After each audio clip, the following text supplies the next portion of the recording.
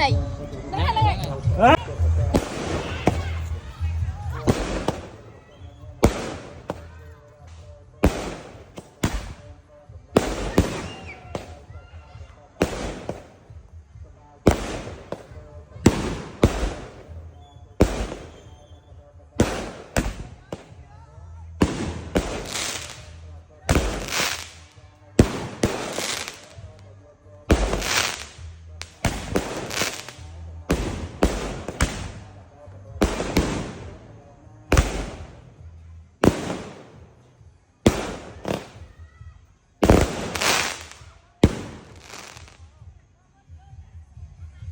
នៅក្នុងវីដេអូនេះបង្ហាញអំពីការបាញ់កំជ្រួចមួយដុំមួយប្រអប់វានេះមាន25គ្រាប់យើងបាញ់លាយជាមួយនឹងដើម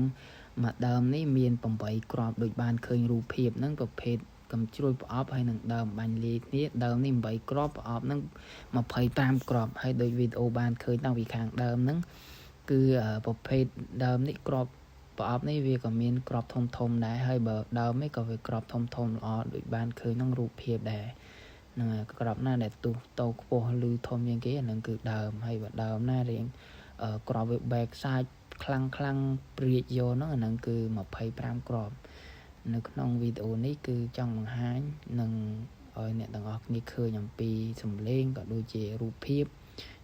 ការបាញ់ការផ្ទុះរបស់កំជ្រួចហ្នឹងហើយការបាញ់កំជ្រួចនេះគឺបាញ់នៅក្នុងកម្មវិធីបុណ្យកឋិនទាននៅក្នុងវត្តហ្នឹងគឺបាញ់លាយគ្នា8តង់បែបនេះទៅដល់លា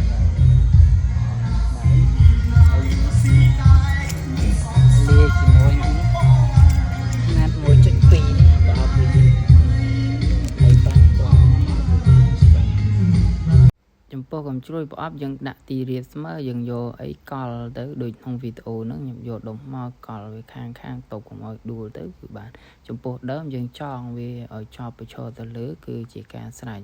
ហើយយើងកេះដុតឲ្យដើរចេញទៅដូចបានឃើញវីដេអូពីដើមហ្នឹងបាន